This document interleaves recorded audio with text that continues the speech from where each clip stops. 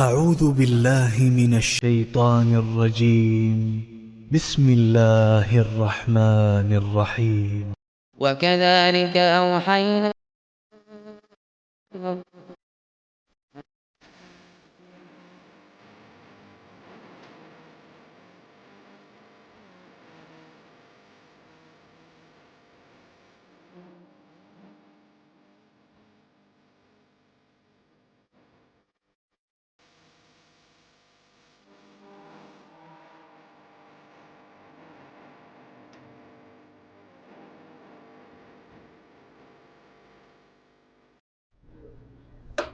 بسم الله الرحمن الرحيم. إن الحمد لله نحمده ونستعينه ونستغفره ونعوذ بالله من شرور أنفسنا ومن سيئات أعمالنا. من يهده الله فلا مضل له ومن يضلل فلا هادي له، وأشهد أن لا إله إلا الله وحده لا شريك له، وأشهد أن محمدا عبده ورسوله صلى الله عليه وعلى آله وصحبه ومن سن بسنته واقتفى أثره إلى يوم الدين. يا أيها الذين آمنوا اتقوا الله حق تقاته ولا تموتن إلا وأنتم مسلمون. يا أيها الناس اتقوا ربكم الذي خلقكم من نفس واحدة وخلق منها زوجها وبث منهما رجالا كثيرا ونساء، واتقوا الله الذي تساءلون به والأرحام إن الله كان عليكم رقيبا. يا أيها الذين آمنوا اتقوا الله وقولوا قولا سديدا يصلح لكم أعمالكم ويغفر لكم ذنوبكم، ومن يطع الله ورسوله فقد فاز فوزا عظيما. أما بعد، فإن أصدق الحديث كتاب الله، وخير الهدي هدي محمد صلى الله عليه وسلم، وشر الأمور محدثاتها، وكل محدثة بدعة، وكل بدعة ضلالة، وكل ضلالة في النار. أما بعد، السلام عليكم wa rahmatullahi wa barakatuh. Nous remercions Allah subhanahu wa ta'ala pour tous ses bienfaits et que la paix et le salut soient sur son prophète Muhammad ibn Abdullah.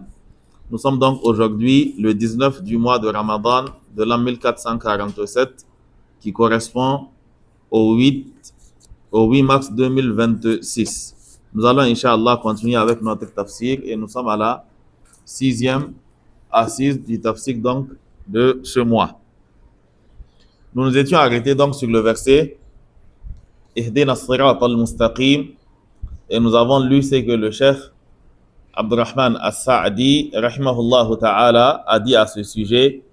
Il nous dit donc qu'en invoquant, en disant le Ihdina as-sirata al-mustaqim, on demande à Allah subhanahu wa ta'ala de nous guider sur le droit chemin. Et il nous a dit que le chemin droit dont il est question ici, c'est la voie claire qui conduit à Allah subhanahu wa ta'ala et à son paradis. Il nous dit en d'autres termes, il s'agit de connaître la vérité et de la mettre en pratique. Et il dit qu'il s'agit ici de demander à Allah subhanahu wa ta'ala de nous guider vers le chemin droit qui est l'islam et de nous guider dans le chemin droit, c'est-à-dire à l'intérieur de l'islam aussi, qu'il nous guide vers ce qu'il y a de meilleur. Et nous avons cité des hadiths nous expliquant ce qu'est le chemin droit, notamment le hadith de Nawas ibn Sam'an, où le prophète sallallahu alayhi wa sallam nous dit que l'exemple du chemin droit, c'est une voie droite où il y a des garde-fous de part et d'autre, et tout ce que vous savez déjà qu'on a vu hier. Et aussi le hadith d'Abdullah ibn Mas'ud, où le prophète sallallahu alayhi wa sallam, il nous trace une voie et il nous dit que voici le chemin d'Allah, la voie droite d'Allah subhanahu wa ta'ala dans toute sa rectitude, et il nous dit que de part et d'autre, il y a des petites voies. Vous allez remarquer qu'à chaque fois qu'il est question de parler de la guidée, de la lumière et tout ce qui ressemble à cela, le terme est toujours utilisé au singulier. C'est parce qu'il n'y a pas de pluralité au niveau de la vérité. Le principe, il est clair. Quand deux personnes ne s'entendent pas, wa inna aw iyyakum la'ala hudan aw fi dhalalin mubin. De nous, l'un est sur la guidée et l'autre est forcément dans l'égarement. Il n'est pas possible que deux personnes soient s'opposent l'un à l'autre et que les deux soient sur la guidée. L'un est guidé, l'autre est égaré. Et ici, Allah subhanahu wa ta'ala, il nous parle du chemin droit et il nous l'explique en disant al-mustaqim. C'est un chemin qui est droit, c'est-à-dire qu'il n'y a pas de tortuosité, il n'y a pas d'ambiguïté, il n'y a pas de raccourci. Okay? Ce n'est pas un chemin qui est un secret pour certains, okay? Qui est réservé à d'autres auxquels les uns n'ont pas accès. Donc c'est un chemin qui est droit et c'est un chemin qui est accessible de tous. Il n'y a pas de secret. Il n'y a pas une chose qu'on dira à certains et qu'on ne dira pas à d'autres. Donc tout cela, quand vous êtes dans un cadre où par exemple vous devez tenir dans le cadre religieux des réunions secrètes ou ce qui ressemble à cela, sachez qu'il s'agit d'une secte. Il ne s'agit pas du chemin droit. Le chemin droit, c'est un bien commun à tous les musulmans. Il n'y a pas de réunion secrète, il n'y a rien de tout cela. Et il n'y a pas aussi de cachotterie. Vous exposez clairement votre croyance. Mais quand vous voyez qu'il y a des choses qu'on cache, des choses qu'on dissimule par-ci, par-là, sachez que forcément il s'agit d'un chemin où il y a de la déviation. Qu'Allah subhanahu wa ta'ala nous préserve de cela. Donc Allah nous a décrit le chemin par le na'at qui est al-mustaqim. Et par la suite, Allah subhanahu wa ta'ala va nous décrire le chemin par ce qu'on pourrait appeler badal, qu'on pourrait aussi appeler un atfu bayan. Donc Allah nous dit ihdina as-sirat al-mustaqim, guide-nous sur le chemin droit. On continue donc avec le Cheikh Saadi. Il dit wa hadha as-sirat al-mustaqim, et ce chemin droit vers lequel nous demandons à Allah subhanahu wa ta'ala de nous guider, huwa sirat alladhina an'amta alayhim, c'est le chemin de ceux que tu as gratifiés de tes bienfaits. Sirat ici il est mansoub parce que c'est tout simplement un badal de l'autre sirat. Ihdina as-sirat al-mustaqim, guide-nous sur le chemin droit. Ihdina sirat alladhina an'amta alayhim. Donc, il est mansoub pour cela. Donc, guide-nous sur le chemin droit. Si tu n'as pas compris c'est quoi le chemin droit, on te l'explique maintenant à travers ceux qui l'ont emprunté. Allah dit qu'on doit dire donc Siratal ladhina an'amta alayhim, le chemin de ceux que tu as gratifiés de tes bienfaits. Le chemin de ceux que tu as gratifiés de tes bienfaits, minan nabiyina, d'entre les prophètes, was-siddiqina, d'entre les véridiques, was-shuhada'i, les martyrs, was-salihin, ainsi que les vertueux. Donc dans ce verset, Allah subhanahu wa ta'ala, il a cité la chose de manière sommaire. Guide-nous sur le chemin droit. Maintenant, le chemin de ceux que tu as gratifiés de tes bienfaits. Maintenant, qui sont ces personnes qui ont été gratifiées donc de ce bienfait d'Allah subhanahu wa ta'ala, et comment est-ce qu'on fait pour les atteindre? Allah nous dit dans la sourate An-Nisa au verset 69-70, Allah nous dit wa man yuti'i Allaha wa rasula, et quiconque obéit à Allah et au messager, fa'ulaika, alors celui-là il sera ma'alladhina an'ama Allahu alayhim, il sera avec ceux qu'Allah subhanahu wa ta'ala a gratifié de son bienfait. Minan nabiyina, d'entre les prophètes, was-siddiqina, les véridiques, was-shuhada'i, les martyrs, was-salihin, ainsi que les vertueux. Allah dit wa hasuna ulaika rafiqa, et comme est bonne la compagnie de ces personnes-là, Allah dit dhalika al-fadlu min Allah, cela est une grâce d'Allah subhanahu wa ta'ala, wa kafa billahi alima, et Allah subhanahu wa ta'ala, il suffit comme connaisseur. Donc ce verset de la sourate An-Nisa nous explique le sens du verset Ihdina as-sirat al-mustaqim. Donc le chemin droit dont il est question ici, il s'agit du chemin des prophètes. Parce que Allah dit فَأُولَٰئِكَ مَعَ الَّذِينَ أَنْعَمَ اللَّهُ عَلَيْهِمْ. Ceux-là seront parmi ceux qu'Allah a gratifiés de ses bienfaits. Allah dit min an-nabiyyina, d'entre les prophètes. Les prophètes, il n'y a pas de doute qu'ils ont été gratifiés donc du bienfait d'Allah subhanahu wa ta'ala. Ils ont été comblés par Allah subhanahu wa ta'ala parce que Allah a fait d'eux une lumière pour leur peuple. Et le prophète sallallahu alayhi wa sallam, Allah en a fait une lumière pour toute l'humanité. Donc, quand on dit ihdina as-sirat al-mustaqim, on est en train de demander à Allah subhanahu wa ta'ala de nous guider sur la voie des prophètes. Was-siddiqina, sur la voie des véridiques. Quand on parle de véridiques, il y a forcément Abu Bakr qui rentre dedans. Was-shuhada'i, les martyrs, comme les Umar et autres. Was-salihin, ainsi que les vertueux, comme l'ensemble des compagnons du prophète sallallahu alayhi wa sallam, ainsi que les savants de cette communauté qu'Allah subhanahu wa ta'ala nous mette parmi eux. On comprend à travers ce verset que c'est pas tout bienfait qui est réellement appelé bienfait. Et que ici, quand Allah subhanahu wa ta'ala dit ihdina as-sirat al-mustaqim, qu'on dise dans la prière, guide-nous sur le chemin droit, le chemin de ce que tu as comblé de tes bienfaits. Le bienfait dont il est question ici, c'est pas le bienfait matériel.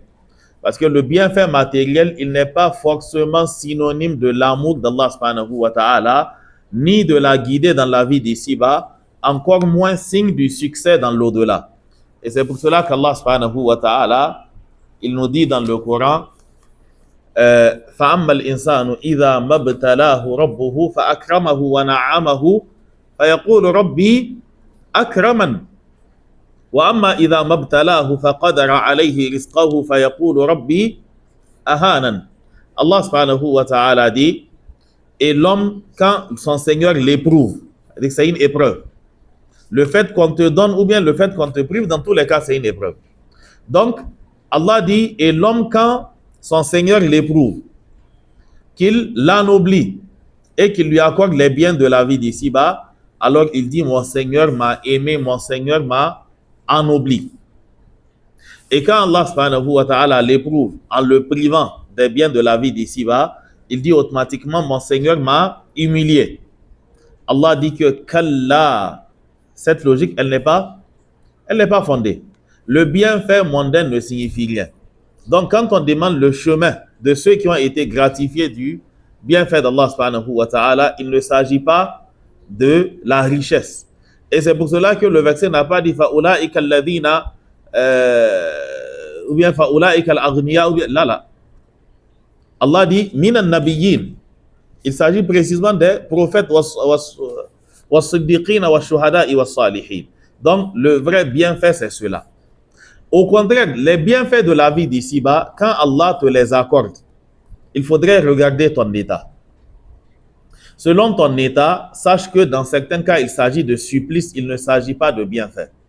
Le prophète sallallahu alayhi wa sallam, il dit, quand l'un d'entre vous désobéit à Allah, et que malgré cela, Allah lui accorde les bienfaits de la vie d'ici-bas, le prophète sallallahu alayhi wa sallam, il dit qu'il fasse attention. Il dit que fahadha istidrajum min Allah. Cela est en réalité un système qu'Allah subhanahu wa ta'ala a mis en place et ça va le conduire à sa perte. Le prophète sallallahu alayhi wa sallam, il dit quand tu vois que tu désobéis et qu'Allah continue à te donner, sache que c'est un piège. C'est pour cela que le prophète sallallahu alayhi wa sallam, il dit qu'Allah subhanahu wa ta'ala, il donne un répit à l'injuste. Tu fais ce que tu veux, Allah te laisse. Mais le jour où Allah va t'attraper, tu ne vas pas t'échapper. Donc quand tu désobéis et qu'Allah te donne, en réalité, ça doit t'inquiéter. C'est-à-dire que c'est un signe montrant que tu as atteint un point de non-retour. Allah subhanahu wa ta'ala dit que فَلَمَّا نَسُوا مَا ذُكِّرُوا بِهِ فَتَحْنَا عَلَيْهِمْ أَبْوَابَ كُلِّ شَيْءٍ. Allah dit, et quand ils ont oublié ce à quoi nous les avions appelés, Allah ne les a pas châtiés. Allah dit, quand ils ont oublié ce à quoi nous les avions appelés, fatahna alayhim abwaba kulli shay'in. Nous leur avons ouvert les portes de toutes choses. Tout. Mais le jour de la résurrection, Allah lui dira que, leur dira, adhabtum tayyibatikum fi hayatikum ad-dunya wastamta'tum biha. Vous avez déjà joui de vos biens dans la vie d'ici-bas et vous n'aurez donc rien dans l'au-delà. Donc, quand Allah subhanahu wa ta'ala t'accorde malgré ta désobéissance, sache que c'est une épreuve. Sache que c'est une épreuve. Et sache que si tu ne te réveilles pas, tu es en train tu as emprunté un chemin qui te conduira à ta perte de manière certaine. Parce qu'en continuant ainsi, la richesse vient, tu n'obéis pas, la richesse vient, à un moment, tu vas carrément oublier les ordres d'Allah subhanahu wa ta'ala et tu vas te plaire de ta situation. C'est-à-dire que tu ne verras pas de problème à rester dans cet état-là. Et donc, pour cela, quand Allah subhanahu wa ta'ala, il t'accorde des bienfaits alors que tu désobéis et tu ne vois pas les signes de tes péchés dans ton quotidien, c'est un réel problème. Tu as raté la prière de Fajr. Ou bien tu rates, mettons ça au présent de l'indicatif. Ok? Tu rates la prière de Fajr. La prière de Zuhr et Asr, tu fais ce que les savants appellent Jam'u Souri. C'est-à-dire que c'est un Jam'u, mais ce n'est pas un Jam'u. Tu pries Zuhr à la fin de l'heure de Zuhr et tu pries Asr juste au début de l'heure de Asr. De sorte que tu as fini Zuhr et automatiquement Asr est arrivé. Ok? Donc tu jumelles Zuhr et Asr. Maghrib, tu le fais peut-être en groupe et Isha, tu le fais juste avant Fajr. Mais rien ne se passe. Ta vie continue normalement. C'est-à-dire qu'il n'y a aucun souci.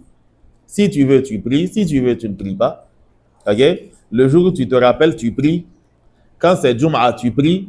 Quand tu es avec des gens qui prient, tu pries. Quand tu n'es pas avec eux, tu ne pries pas. Mais malgré ça, ta situation ne change pas. Il n'y a pas d'épreuve, il n'y a rien. Sache que Asusu Akemakaba. C'est-à-dire que on est en train de te collecter. Ou bien comment on dit ça? On est en train on est en train de te faire une tontine, quoi. C'est-à-dire que tu vas prendre ta part dans l'au-delà. Donc, c'est pour cela que le prophète sallallahu alayhi wa sallam, il dit que pour ce qui est du croyant, c'est pas le cas. Le croyant, Allah subhanahu wa ta'ala, la yazalu al-bala'u bil mu'min. Les épreuves ne cessent de toucher le croyant. Pas forcément épreuve dans le sens matériel. Souvent, il peut s'agir d'une épreuve dans le sens, c'est-à-dire que c'est au niveau de l'angoisse, c'est au niveau du stress. Okay? Le prophète sallallahu alayhi wa sallam, il dit toutes les situations par lesquelles le croyant passera, jusqu'à l'épine sur laquelle il marche, sont des épreuves qui vont le débarrasser de ses péchés. Jusqu'au moment où il trouve Allah subhanahu wa ta'ala débarrassé de ses péchés. Il dit par contre que celui à qui Allah ne veut pas du bien, Allah le met à l'abri de ces choses-là. Rien ne se passe. Il commet des péchés, il fait tout, mais Allah subhanahu wa ta'ala ne le touche pas par son châtiment. Jusqu'au jour où il rencontrera Allah subhanahu wa ta'ala, et en ce moment Allah va le rétribuer de manière correcte. Qu'Allah subhanahu wa ta'ala nous préserve de cela. Quand le peuple de Qarun a vu Qarun avec plein d'argent, ils étaient émerveillés par cela. Et ils se sont dit que Ya layta lana, si seulement on avait quoi? Mithlama utiya Qarun. Si seulement on avait nous aussi, c'est que Qarun a reçu. Et ils ont dit innahu la hazzun azim. Il est chanceux. Les savants leur ont dit que faites attention. La récompense de l'au-delà, c'est ce qu'il y a de meilleur. Ne pensez pas que parce qu'il a eu ces choses-là, réellement, il est sauvé. Quelque temps après, Qarun et sa richesse ont été engloutis par la terre. Et en ce moment, ils ont commencé à se dire qu'on a été chanceux. Hein. En fin de compte, on se rend compte que le fait de posséder de l'argent ne signifie rien. Donc, le matériel n'est pas garant de la guidée. Un homme s'était présenté au prophète sallallahu alayhi wa sallam pour montrer qu'il était vraiment stable. Il dit au prophète sallallahu alayhi wa sallam, le mal de tête dont on parle, il dit que lui, il ne sait pas c'est quoi. Il dit au prophète, il ne sait pas c'est quoi le mal de tête. C'est-à-dire que lui, il n'y a pas d'épreuve dans sa vie. Il dit au prophète qu'il n'a jamais ressenti ça. Il ne sait pas c'est quoi, de quoi il est question. Le prophète sallallahu alayhi wa sallam, quand ce temps partait, le prophète dit à ses compagnons, si vous cherchez un homme de l'enfer, il est là. Parce qu'il n'y a pas d'épreuve. Par quelle voie tu vas te débarrasser de tes péchés? Donc, à un moment, quand il n'y a plus d'épreuve, tu dois t'inquiéter. Mais l'épreuve, souvent, c'est pas forcément par la privation, c'est pas forcément par la maladie, c'est pas forcément par quelque chose d'affligeant ou bien quelque chose d'extrême. Mais quand tu désobéis et qu'Allah augmente tes bienfaits, ça doit t'inquiéter. Certains d'entre les salafs disaient qu'ils reconnaissaient les signes de leur désobéissance à Allah subhanahu wa ta'ala à travers tout. C'est-à-dire que tu montes sur ton cheval qui est à la base docile, il commence à te balancer dans tous les sens. Et tu te rappelles qu'effectivement, hier, j'ai médit de quelqu'un. C'est la conséquence. C'est-à-dire que c'est du tic au tac. Quand Allah te fait les choses du tic au tac, c'est-à-dire que tu es sauvé. Tu désobéis, on te ramène automatiquement au droit chemin. Tu n'as pas le temps d'aller loin. Mais quand tu fais et puis Allah subhanahu wa ta'ala te laisse, alors sache que c'est un danger pour toi. Donc on fasse attention à cela. Quand on parle de combler de ses bienfaits, qu'on ne voit pas automatiquement le matériel. Mais malheureusement, vous allez voir que de nos jours, les esprits sont tournés seulement vers la possession matérielle. Quand vous voyez quelqu'un partir au pèlerinage ou bien à la Umrah, il est difficile qu'il aille et qu'à plus de 70%, ses besoins ne soient des besoins de la vie d'ici-bas. C'est-à-dire lui-même, quand il va invoquer, souvent c'est à la fin, il va se rendre compte qu'il n'a demandé que pour la vie d'ici-bas. C'est en ce moment qu'il va être un peu gêné et puis il va dire, bon, donne-moi le paradis aussi. C'est-à-dire, le paradis aussi, quoi. Si on lui a donné, c'est bon. Mais même si on ne lui a pas donné ça, pour le moment, ce n'est pas ce qui est d'actualité. Il peut aller faire le pèlerinage. Tout ce qu'il va demander, c'est la richesse, la promotion, une nomination. C'est tout ce qu'on a à l'esprit. Même quand vous voyez, quand les gens se lèvent pour prier la nuit, il y a un problème. Je n'ai pas dit c'est mauvais de se lever la nuit pour prier. Quand on a un problème, c'est bien. Mais quand toutes tes invocations concernent la vie d'ici-bas, tu dois te poser des questions. C'est-à-dire quand dans tes invocations, il n'y a pas de « Oh Allah, purifie mon âme. Oh Allah, facilite-moi les bonnes actions. Oh Allah, accorde-moi la science. Allège-moi les bonnes actions. Oh Allah, fasse que j'ai une bonne fin. Oh Allah, fasse que j'ai une progéniture qui sera une bénédiction pour moi. Ok? Qui va continuer à œuvrer en mon nom. Oh Allah, fasse que je sois au paradis. » Quand dans tes invocations, il n'y a pas tout ça là, mais que tout est concentré dans la vie d'ici-bas, ça montre qu'il y a un réel problème. C'est-à-dire que tu es plus attaché à la vie d'ici-bas qu'à l'au-delà. Et tu es plus convaincu des délices de la vie d'ici-bas que des délices de l'au-delà. C'est-à-dire que quand on te dit que « Wa mal hayatud dunya illa mata'ul ghurur », tu es d'accord, mais ce n'est pas un problème, on n'a qu'à te donner, tu vas gérer. Qu'Allah subhanahu wa ta'ala nous préserve. Donc, le bienfait dont il est question, c'est le bienfait qui concerne ces personnes-là. Et regardez, ces personnes dont on demande à Allah subhanahu wa ta'ala de nous guider sur leur voie. Ces personnes qu'on demande à Allah subhanahu wa ta'ala de faire pour nous d'eux des modèles. Quelles étaient leurs caractéristiques? Allah nous dit وَمَنْ يُطِعِ اللَّهَ وَالرَّسُولَ فَأُولَٰئِكَ مَعَ الَّذِينَ أَنْعَمَ اللَّهُ عَلَيْهِمْ مِنَ النَّبِيِّينَ وَالصِّدِّيقِينَ وَالشُّهَدَاءِ وَالصَّالِحِينَ. Vous prenez un nabiyoun. Quand vous prenez les prophètes, ce n'était pas de l'argent. Le prophète sallallahu alayhi wa sallam, il dit que al-ulama'u warathatul anbiya, dit que les savants sont les héritiers des prophètes. Il dit que wa innal anbiya'a lam yuwarrithu dinaran wala dirhama. Et les prophètes n'ont laissé en héritage ni dinar ni dirham. Wa innama warrathul ilma. Mais ils ont laissé en héritage la science. فَمَنْ أَخَذَهُ فَقَدْ أَخَذَ بِحَظٍّ وَافِرٍ. Et quiconque prend cette science-là, la personne a pris une bonne part. Vous voyez que quand on demande à Allah subhanahu wa ta'ala de nous guider, c'est cela qu'on demande à Allah subhanahu wa ta'ala, la science, la clairvoyance. Et quel était le message des envoyés? Et qu'est-ce qu'ils faisaient? Quelle promotion? Les messagers, leur mission, c'était de propager la parole d'Allah subhanahu wa ta'ala.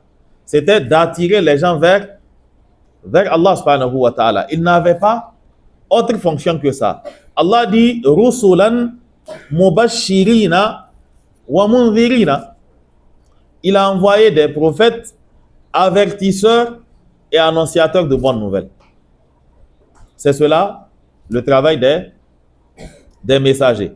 Leur travail était de porter la religion d'Allah subhanahu wa ta'ala très haut. C'était de faire triompher la religion d'Allah subhanahu wa ta'ala, quels que soient les sacrifices à consentir.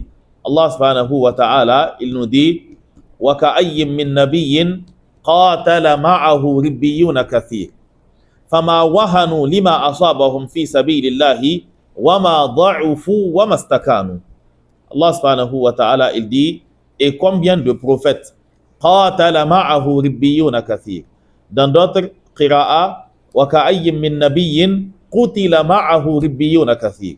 Et combien de prophètes ont été tués et avec eux beaucoup d'entre leurs disciples. Allah dit فَمَا وَهَنُوا لِمَا أَصَابَهُمْ فِي سَبِيلِ اللَّهِ. Ils n'ont pas faibli, ou encore ils n'ont pas senti de l'humiliation pour ceux qui les ont atteints dans la voie d'Allah subhanahu wa ta'ala. وَمَا ضَعُفُوا. Ils ne sont pas devenus faibles. وَمَا اسْتَكَانُوا. Et ils n'ont pas renoncé non plus à cela. Ils ont continué malgré les efforts qui étaient à fournir. C'est cela les prophètes. Les prophètes, Allah nous dit qu'il a envoyé dans chaque communauté وَلَقَدْ بَعَثْنَا فِي كُلِّ أُمَّةٍ رَسُولًا أَنِ اعْبُدُوا اللَّهَ وَاجْتَنِبُوا الطَّاغُوتَ. Allah dit, nous avons envoyé dans chaque communauté un messager avec pour message: adorez Allah et éloignez-vous du shirk, éloignez-vous des fausses divinités. Donc quand on dit ihdina as-sirat al-mustaqim, sirat alladhina an'amta alayhim, guide-nous sur le chemin de ceux que tu as comblés de tes bienfaits, nous sommes en train de demander à Allah subhanahu wa ta'ala de nous mettre sur la voie des prophètes. Et la voie des prophètes, c'est la science. C'est le fait de mettre en application cette science-là, c'est le fait d'appeler les gens à cette science. La même chose à Siddiqin, les véridiques comme Abu Bakr. La véracité d'une personne, elle apparaît lors de l'épreuve. Elle apparaît au moment où il y a incertitude. Et c'est pour cela que Abu Bakr, il a eu ce rang-là dans la communauté du prophète sallallahu alayhi wa sallam. Le prophète sallallahu alayhi wa sallam, il dit que la richesse de personne ne m'a profité comme la richesse de Abu Bakr m'a profité. Abu Bakr, au moment où tout le monde refusait le prophète sallallahu alayhi wa sallam, c'est en ce moment que lui, il a financé pour que le prophète sallallahu alayhi wa sallam avance. Et quand il prend tout pour consacrer cela à la religion, et le prophète sallallahu alayhi wa sallam lui demande qu'est-ce que tu as laissé pour ta famille, il dit je leur ai laissé Allah et son messager. Et vous pensez qu'il a fait une perte? Il n'a rien perdu. Voici qu'aujourd'hui, si on doit classer tous les humains, vous mettez les prophètes, les messagers de côté, Abu Bakr sera en tête de tous les compagnons, de tous les prophètes d'Allah subhanahu wa ta'ala. C'est-à-dire que quand vous mettez les messagers, les prophètes de côté, la première personne qui viendra, ça sera Abu Bakr. Et c'est pour cela que le fait de contribuer à l'avancée de la religion, le prophète dit que c'est une preuve. Il dit وَالصَّدَقَةُ burhanun. Il dit et l'aumône est une preuve. L'aumône est une preuve dans quel sens? L'aumône, c'est une preuve de ta conviction. De ta conviction qu'il y aura l'au-delà et que ce que tu as investi, tu ne l'as pas perdu, tu seras rétribué pour cela. Ta conviction que cette religion, elle est vraie, donc il faut faire ça. Il faut faire sa promotion. Ta conviction que ce qu'Allah subhanahu wa ta'ala t'a donné, Allah a un droit dessus. Donc, was-siddiqin, les véridiques, was-shuhada. Quant aux shuhada, ce sont des gens qui ont accepté de faire le sacrifice ultime parce qu'ils sont devenus des martyrs. Ce sont des gens qui se sont lancés pour la préservation de la religion d'Allah subhanahu wa ta'ala. Et Allah subhanahu wa ta'ala leur a accordé ce martyr. Donc, en d'autres termes, l'invocation qu'on adresse à Allah subhanahu wa ta'ala 17 fois par jour, quand on n'a fait aucune prière facultative, c'est-à-dire seulement les prières obligatoires, on aura répété le Ihdina as-sirata al-mustaqim, sirata alladhina an'amta alayhim 17 fois. C'est une voie qu'on demande à Allah subhanahu wa ta'ala, ou encore c'est une voie vers laquelle nous demandons à Allah subhanahu wa ta'ala de nous guider. Et cette voie-là, c'est une voie qui n'accepte pas la paresse. Il n'y a pas de paresse dedans. C'est-à-dire qu'il ne faudrait pas demander une chose et faire le contraire de ce que ça implique. Tu demandes à Allah la guider, ou bien tu demandes à Allah le chemin droit, le chemin des prophètes, ce n'est pas le chemin des paresseux. Il n'y a pas de paresse là-bas. Ce n'est pas un chemin de un pied dedans, un pied dehors. Mais c'est un chemin noble, un chemin où il n'y a pas de regret à la fin. Quand tu te consacres à cela, alors sans aucun doute tu seras guidé. Parce qu'il s'agit d'apprendre et d'appliquer. De tous ces rangs qui ont été cités, il n'y a pas un seul qui puisse être acquis par l'ignorance. Il n'y a pas un seul qui puisse être acquis par la paresse. Et c'est pour cela que dès le précédent verset, dans Al-Mustaqim, le Cheikh As-Sa'di, il nous dit que وَهُوَ الطَّرِيقُ الْمُوصِلُ الْوَاضِحُ الْمُوصِلُ إِلَى اللَّهِ وَإِلَى جَنَّتِهِ وَهُوَ مَعْرِفَةُ الْحَقِّ وَالْعَمَلُ بِهِ.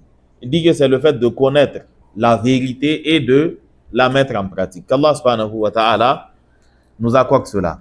Donc Allah nous a défini le chemin en le qualifiant de droit. Ensuite, il nous a qualifié le chemin en nous disant qui sont ceux qui sont sur ce chemin. Ce sont les prophètes, ce sont les véridiques, ce sont les martyrs, ce sont les vertueux. Maintenant, Allah nous dit qui sont ceux qui ne sont pas sur ce chemin. Donc, Allah dit ghayril maghdubi alayhim. À ce niveau, quand vous lisez en Hafs, la basmala est le premier verset. Alhamdulillahi Rabbil Alamin, le deuxième verset.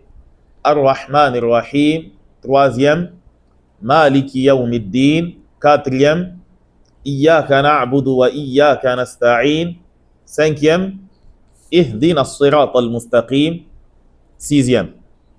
Maintenant, le septième verset, ça sera de Sirata alladhina an'amta alayhim ghayril maghdubi alayhim waladdallin, jusqu'à la fin. Ok? Et quand vous lisez dans d'autres versions, que ce soit Qalun ou Warsh, la basmala, c'est un verset qui se retrouve à la tête de tous les versets, de toutes les sourates. sauf surat al-Tawbah. Donc, à ce niveau-là, vous avez Alhamdulillahi comme étant le premier verset. Ar-Rahman ar-Rahim, deuxième verset. Maliki yawmiddin, troisième verset. Iyyaka na'budu wa iyyaka nasta'in, quatrième verset, c'est ça? Ihdina as-sirata al-mustaqim, cinquième verset. Sirata alladhina an'amta alayhim, sixième verset.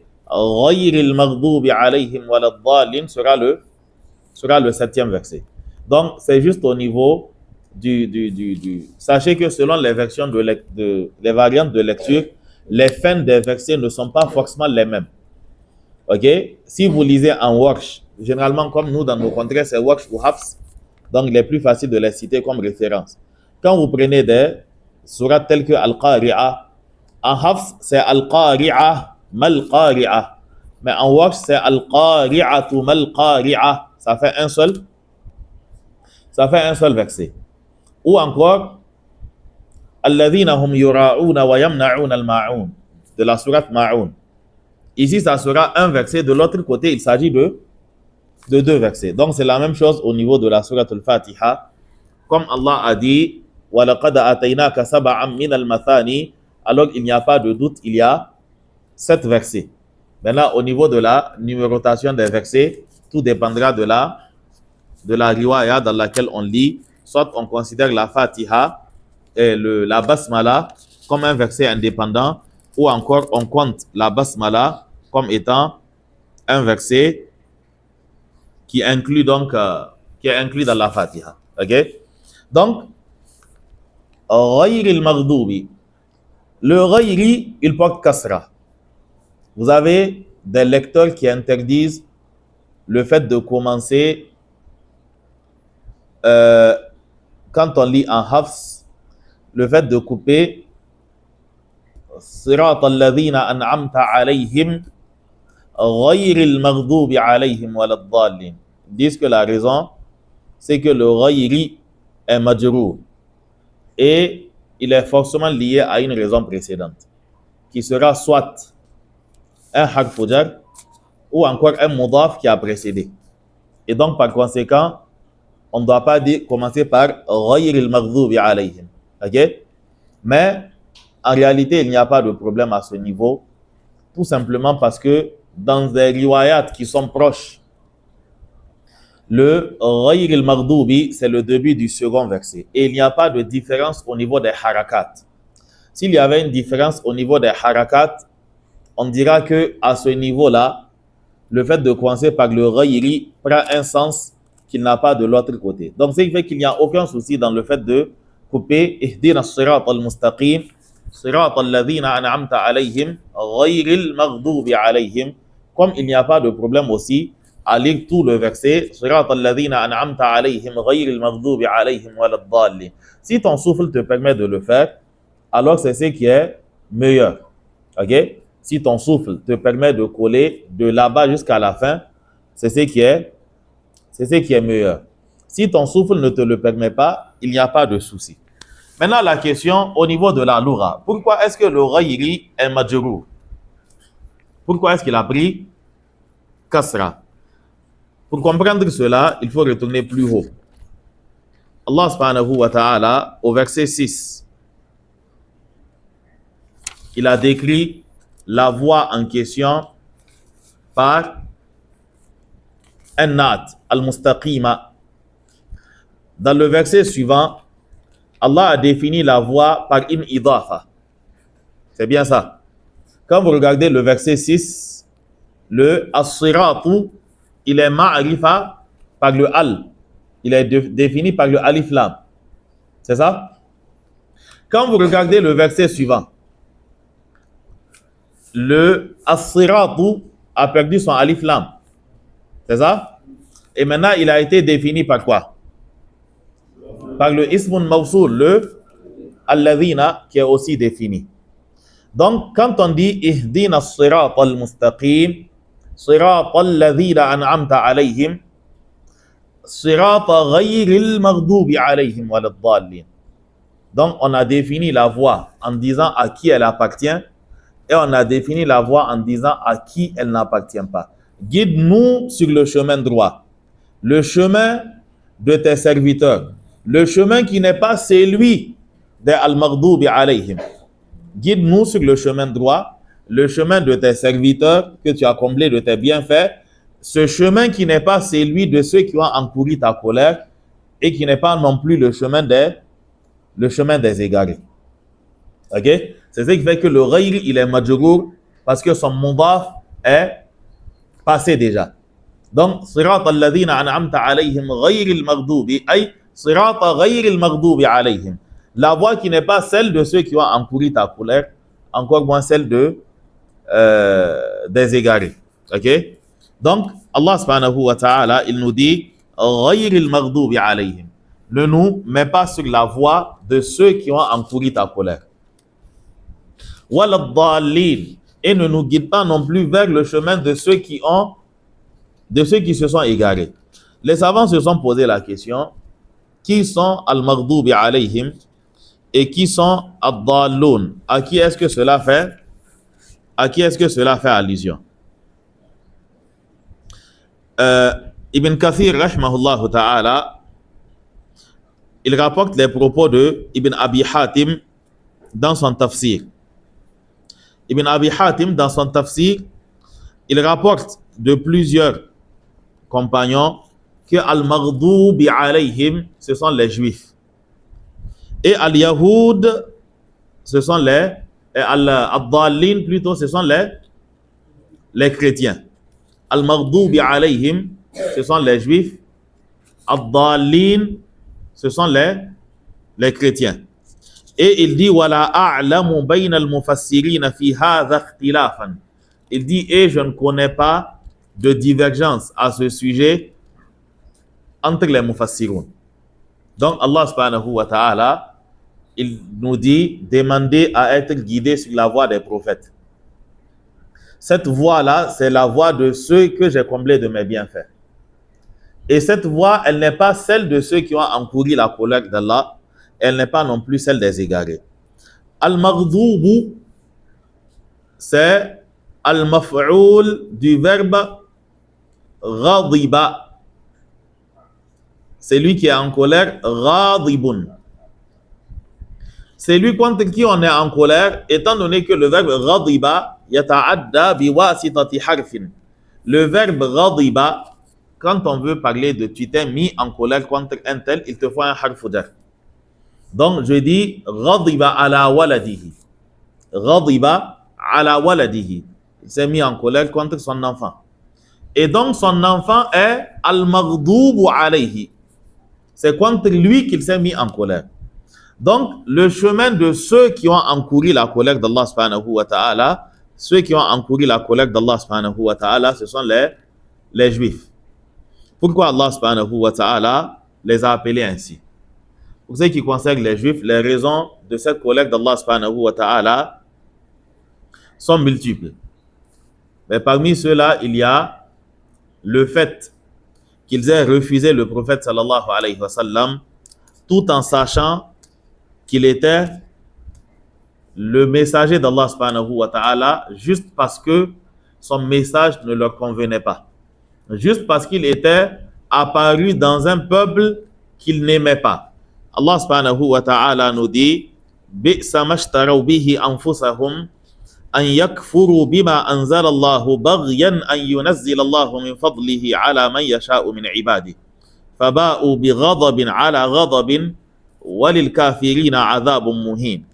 Allah subhanahu wa ta'ala dit bi'sa mashtaraw bihi anfusahum. Comme est vilain ceux contre quoi ils ont vendu leur âme. An yakfuru bima anzala Allah. Comment est-ce qu'ils peuvent mécroire à ce qu'Allah subhanahu wa ta'ala a révélé baghyan an yunazzil Allah min fadlihi ala man yasha'u min ibadihi. Tout simplement parce qu'ils étaient mécontents du fait qu'Allah subhanahu wa ta'ala ait révélé, ait accordé sa grâce à qui il veut. Allah dit qu'ils sont, c'est-à-dire que leur transaction a été mauvaise. Ils ont refusé de suivre parce que celui à qui le message a été confié, ils ne l'aiment pas. Parce qu'ils étaient en train de se vanter et de dire que quand viendra le messager, nous allons vous faire ceci, nous allons vous faire cela. Et comme le messager est sorti de l'autre côté, alors ils ont préféré renoncer à la guider juste pour cela. Et donc Allah subhanahu wa ta'ala les a maudits pour cela et ils sont sous la colère d'Allah subhanahu wa ta'ala. Allah dit que faba'u bi ghadabin ala ghadabin. Et ils se sont retrouvés avec de la colère accumulée. Bi ghadabin, le nakira ici, c'est pour montrer que toutes les formes de colère les concernent. Ce n'est pas une forme de colère précise. Faba'u bi ghadabin ala ghadabin. Ils ont donc encouru la colère d'Allah subhanahu wa ta'ala, colère sur colère. Allah dit walil kafirina adhabun muhin. Dans un autre verset, Allah subhanahu wa ta'ala nous dit Qul hal unabbi'ukum bi sharrin min dhalika mathubatan 'inda Allah. Dis, voulez-vous que je vous informe qui sont ceux qui sont dans une pire situation et ont droit à un pire récompense que ceux-là? Allah dit Malla'anahu Allahu. Il s'agit de celui qu'Allah a maudit. Wa ghadiba alayhi. Celui contre qui Allah s'est mis en colère. Wa ja'ala minhumul qiradata wal khanazira wa abada at-taghut. Ceux-là parmi qui, donc certains ont été transformés en singes, d'autres ont été transformés en porcs. Allah dit wa abada at-taghut, et ceux-là qui ont adoré les idoles. Allah dit ulaika sharrum makanan wa adallu an sawa'is sabil. Ceux-là sont dans une situation pire et ceux-là sont les plus égarés du droit chemin. Il s'agit donc des Juifs. Les Juifs, c'est un peuple qui est assez particulier. Déjà, c'est un peuple qui est culotté parce qu'il parle à Allah subhanahu wa ta'ala et il s'adresse au prophète d'Allah subhanahu wa ta'ala sans égard. Ils peuvent dire d'Allah subhanahu wa ta'ala Yadullahi maghlula. La main d'Allah subhanahu wa ta'ala, elle est attachée. Ils peuvent dire d'Allah subhanahu wa ta'ala Inna Allaha faqirun wa nahnu aghniya. Ils peuvent dire au prophète d'Allah subhanahu wa ta'ala Lan nu'mina laka hatta nara Allaha jahra. Nous n'allons pas croire en toi jusqu'à ce qu'on voit Allah clairement. Ils peuvent dire au prophète au prophète d'Allah subhanahu wa ta'ala Fadhhab anta wa rabbuka faqatila inna hahuna qa'idun. Va toi et ton Seigneur, allez les combattre. Nous on va pas. Nous on vous attend ici. Donc c'est un peuple qui n'a pas de retenue, qui n'a pas de pudeur, qui n'a ni morale ni éthique. Ici dans ce verset, Allah les a appelés al-maghdubi alayhim parce que la vérité leur était clairement apparue et donc ils ont refusé de l'appliquer. Et c'est de là que les savants disent toute personne de cette communauté à qui la vérité apparaît et refuse de l'adopter, alors que cette personne-là, elle a pris le chemin de al-maghdubi alayhim. Parce que sachez que le principe, il est clair. Le principe, c'est que al-ibratu bi'umumi al-lafzi la bi khususi sabab. Cela fait partie des fondements de base du tafsir. La qa'ida dit que al-ibratu, c'est-à-dire ce qui est pris en compte. Al-i'tibar. Ce qui est pris en compte, c'est al-ibratu bi'umumi al-lafzi. Ce qui est pris en compte, c'est la généralité des mots. La bi khususi sabab. Pas la cause spécifique de révélation. C'est-à-dire qu'on ne va pas regarder, bon, le verset a été révélé concernant ceux-là. Et donc, c'est fini. Là, les mots du verset te touchent. Donc, toi aussi, tu es rentré dedans. Si Allah, subhanahu wa ta'ala, il décrit une personne précise, c'est-à-dire que le verset a été révélé dans un cadre bien précis concernant une personne précise. Cela ne signifie pas que ce verset ne concerne que cette personne-là. Le verset concernera toute personne qui fera la même chose que lui. Donc, c'est la généralité des mots qu'on prend. Donc, toute personne de cette communauté qui prendra la science, c'est-à-dire que tu as acquis la science, tu ne l'as pas appliquée, et tu as refusé de transmettre clairement le message que comporte cette science-là, parce que pour toi, en faisant cela, tu vas t'humilier ou bien tu vas humilier ceux avec qui tu es dans la même secte. Et donc, pour cela, tu décides de cacher la vérité. Sache que tu as pris le chemin des al-maghdubi alayhim. Parce que eux aussi, c'était cela leur problème. Parmi les premières injonctions qu'Allah subhanahu wa ta'ala leur a adressées, Allah leur a dit وَلَا تَلْبِسُوا الْحَقَّ بِالْبَاطِلِ وَلَا تَلْبِسُوا الْحَقَّ بِالْبَاطِلِ وَتَكْتُمُوا الْحَقَّ وَأَنْتُمْ تَعْلَمُونَ. Ne mêlez pas le faux au vrai et vous dissimulez la vérité alors que vous savez clairement que c'est la vérité. Donc, dans cette communauté, quand tu apprends la vérité et que tu dissimules la vérité, cela met en toi l'une des caractéristiques des gens des Juifs. Et Allah dit وَلَضَّالِّينَ, et par la voie des égarés aussi. Ad-dallun, c'est le ismu fa'il de dalla yadillu fahuwa dallun. C'est lui qu'on appelle ad-dallu, c'est celui qui applique sans science, c'est lui qui œuvre sans aucune science. Ça, ce sont les chrétiens. Ils se sont assis, ils se sont dit qu'apparemment il est mort. Et ils ont commencé à mettre en place toute une idéologie autour de sa mort. Ok? Des idéologies souvent qu'ils ont empruntées chez des païens, en se disant que s'il est mort de cette manière-là, c'est qu'il est mort pour laver nos péchés. Donc il est venu sur terre afin de laver les hommes du péché. Tout ça, en fait, tout ça, ce sont des choses qu'ils ont eux-mêmes imaginées et qu'ils ont déduit. Ils disent que ce n'est pas un prophète, mais c'est Dieu, pas Allah, Dieu. Ok? Dire Allah, ça fait trop vrai, quoi. Donc, pour reprendre leur terme, c'est Dieu qui aurait pris une forme humaine. Et Allah est venu sur terre. Dieu est venu sur terre. Ok? Et l'objectif de sa venue sur terre, c'était qu'il se fasse attraper par ces créatures. Ok? Afin qu'il se fasse tuer, afin qu'il ait le droit de pardonner à Adam le péché qu'il a commis dans le paradis, à cause duquel sa descendance est en train de souffrir. C'est cela l'idéologie chrétienne. C'est-à-dire que Isa est venu sur terre, c'est Dieu qui a pris une forme humaine.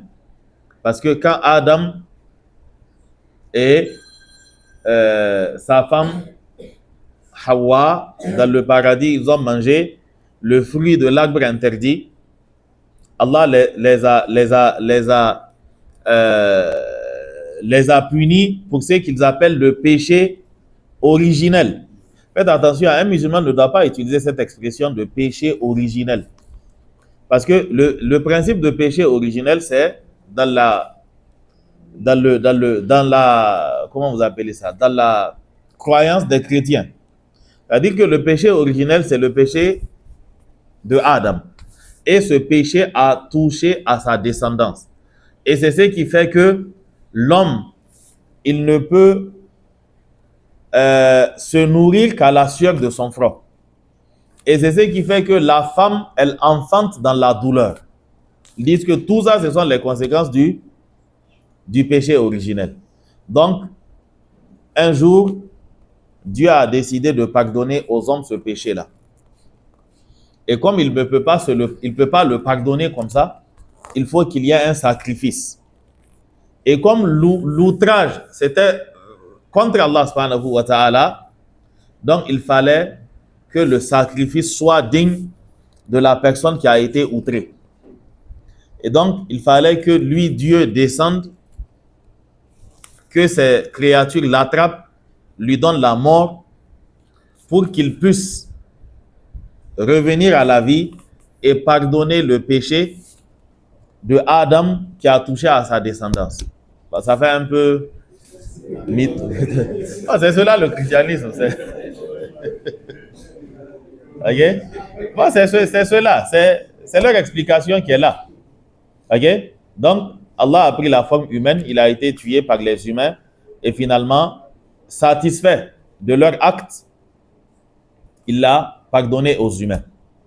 C'est que malgré le fait qu'il ait pardonné aux humains, les femmes continuent à enfanter dans la douleur et puis on continue encore de souffrir de plus en plus.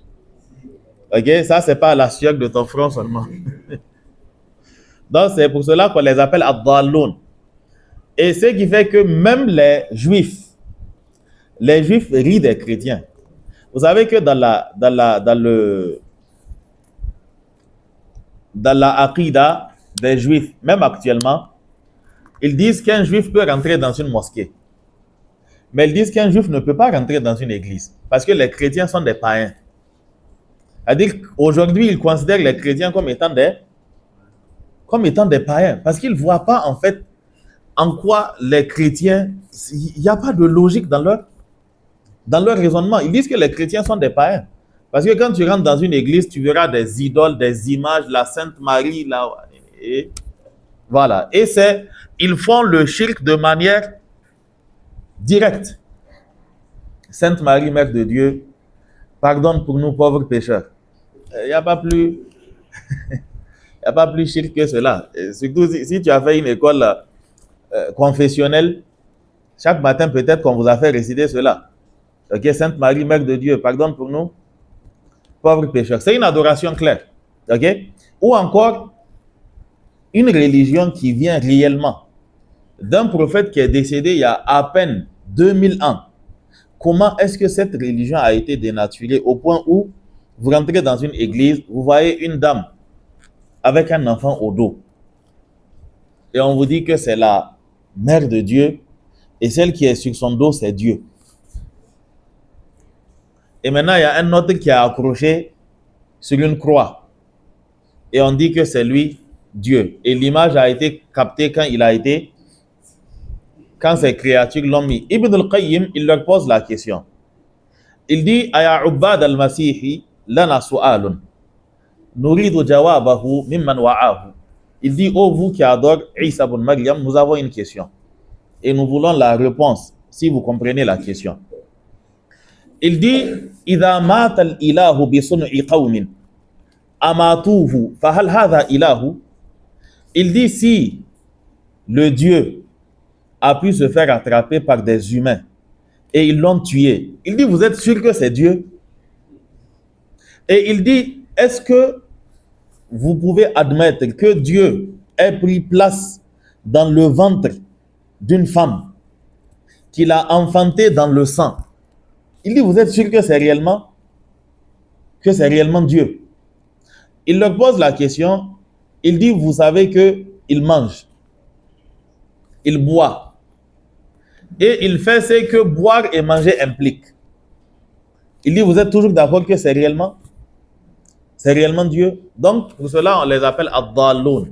C'est-à-dire que eux, leur cas, c'est à part. Parce que ceux-là, eux, ils se vantent qu'ils connaissent la vérité, mais ils refusent de la suivre. Mais ils ont au moins toute leur tête. Mais ceux-là, ils sont en train d'errer dans le vide. Donc, c'est pour cela qu'on parle de al-maghdubi alayhim et ad-dallun. Al-maghdubu alayhim, ce sont ceux qui ont encouru la colère d'Allah subhanahu wa ta'ala parce qu'ils ont refusé de suivre la vérité. Et al-maghdubi alayhim et ad-dallun plutôt, ce sont ceux-là qui ont refusé de chercher la vérité et qui ont préféré continuer dans l'ignorance. As-Sa'di nous dit, صراط الذين أنعمت عليهم. Il dit من النبيين والصديقين والشهداء والصالحين. Il dit غير صراط المغضوب عليهم. Et non pas la voie de ceux qui ont encouru ta colère. Qui sont ceux qui ont encouru ta colère? الذين عرفوا الحق. Ce sont ceux qui ont connu la vérité. وتركوه. Et l'ont délaissé. Ils ont refusé de suivre la vérité. Il dit qu'al yahudi wa nahwihim, à l'image des juifs et autres. Il dit wa ghayri sirati dhalin, et non plus la voie des égarés. Alladhina tarakul haqqa, les égarés qui ont délaissé la vérité. Ala jahlin wa dhalalin, à cause donc de leur ignorance et de leur égarement. Kan nasara, à l'image des chrétiens, wa nahwihim et autres. Et ce qui fait que dans les rangs des musulmans, nous avons forcément ces représentations qui existent.